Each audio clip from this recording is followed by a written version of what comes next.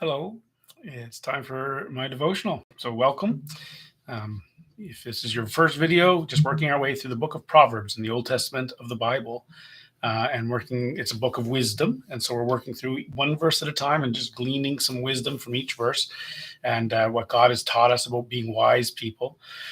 And so, that's what we're doing. We're in Proverbs chapter 7, verse 15 today. I'm going to read it here.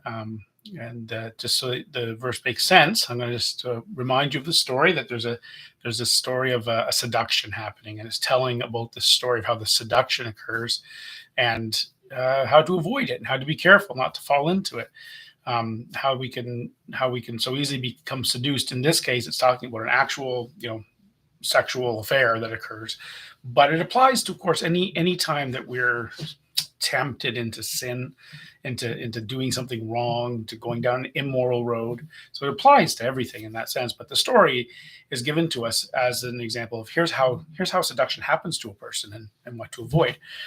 And so, anyways, Proverbs chapter 7, verse 15. At this point in the story, this young man has gone looking for her, and she's come looking for him, and they found each other in the night, and she's speaking. And in verse 15, she says, she had just finished saying, I've done this, I've kind of made myself right with God, she's claiming. And then in verse 15, she says, therefore, I have come out to meet you, to seek your presence earnestly, and I have found you. And then it goes on, of course, with the rest of her seduction. But part of her seduction, right? So she starts, we talked about this yesterday, she starts out by trying to justify it as she's really a good person. And then this step, she's saying to the young man, so I've come to meet you, to seek your presence earnestly, and I have found you. So personal, isn't it? So personal. And, perhaps flattering, right? Oh, you're the one I want. I've come looking just for you. And that's one of the ways temptation works in our life. That's one of the ways that Satan works in your life to try and tempt you into evil. It's the way seduction works, is to make it seem like, you're special to me. You're so wonderful, and it puffs you up. It makes you feel good about yourself, and through the flattery, draw you closer to the thing you shouldn't be involved in or you shouldn't do. Humans are so easily swayed by flattery, right? We're so easily swayed by people stroking our ego, and we love it, And by the way, I mean humans. I don't just mean men. I mean humans. In my younger years, it was very common for the criticism against men that, oh, your egos are so large. How do you go anywhere with egos like that? As if men are the only humans that ever struggle with pride. It's not just men; it's men and women. I mean, this is definitely men. I mean, men like to be well thought of. They like to be, they like to have people, praise them and say what a good job you did. Of course they do. Men are like that, but so are women. I mean, you look at a lot of the romance stuff that women love. It's all about, oh, you're the best, you're the most, you're the prettiest, you're the one. My heart is for you. I can think of no one else. Yeah, it's a little bit prideful sounding. It's both. Men want to be respected. Women want to be cherished. It's just part of our psyche. But when it becomes pride, then it's a real problem. When it gets to that place of self-worship and self-importance, it becomes a real problem and becomes an avenue through which temptation can come, right? Flattering you, flattering your ego, and flattering, how, or elevating how important you are and how much you're to be.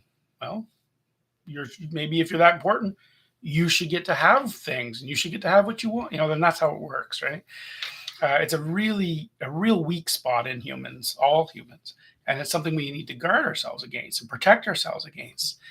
When someone starts flattering us, it's okay. That's all right. But we got to be careful what's happening inside our minds. And are we guarding ourselves against going down wrong paths just because it feels so good to be respected or cherished or whatever, or liked or wanted?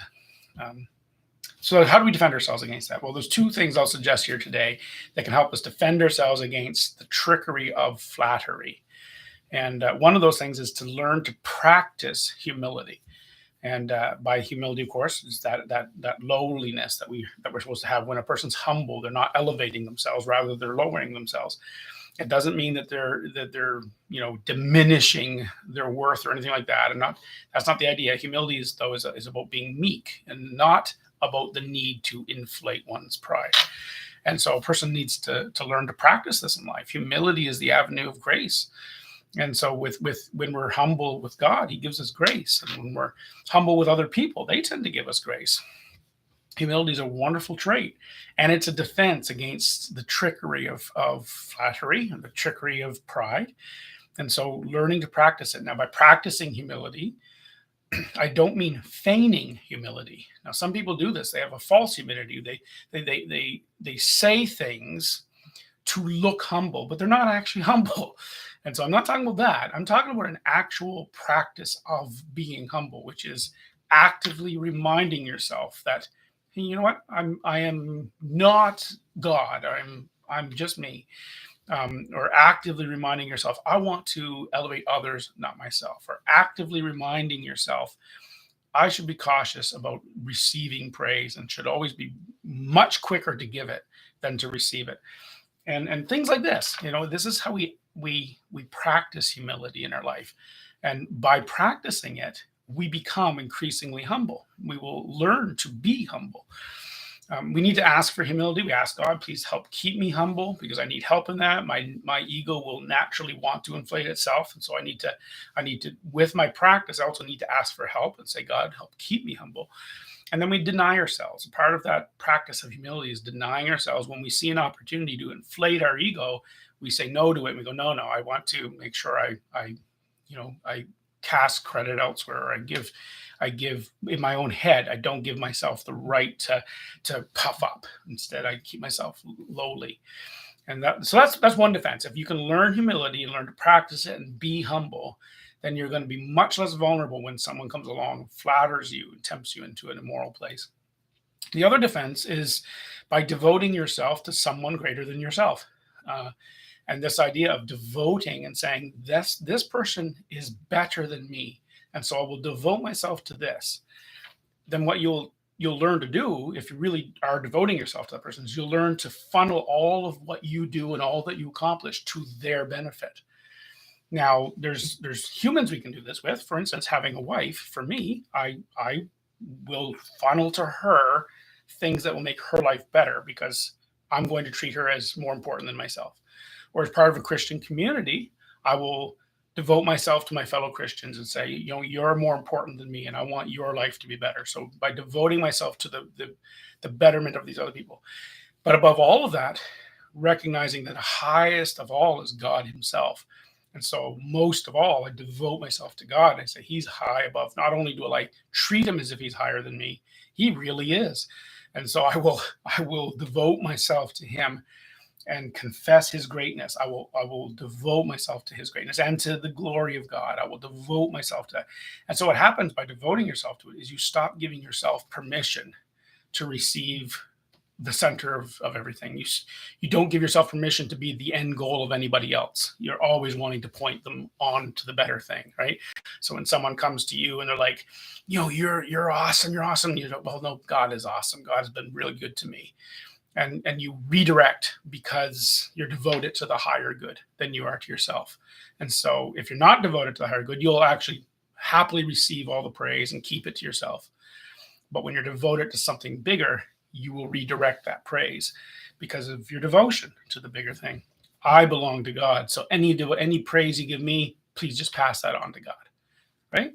So when you do that in your life and you make a practice of that, not about just receiving praise, but in everything, then when Satan or some other human comes along and tries to use flattery and to stroke your ego and to go through the avenue of pride to lure you into a seduction, to seduce you into something wrong, you're going to have a much better defense because you're not living for yourself and you're not inflating yourself. And so it won't work on you. So that's the defense. Anyway, that's some thoughts from that verse today. God willing, we'll go to verse 16, but we won't go there tomorrow. I'm not going to be able to do a devotional tomorrow.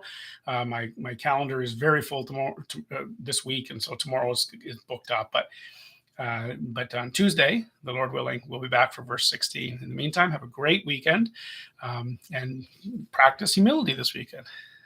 Have a good time till we see you again.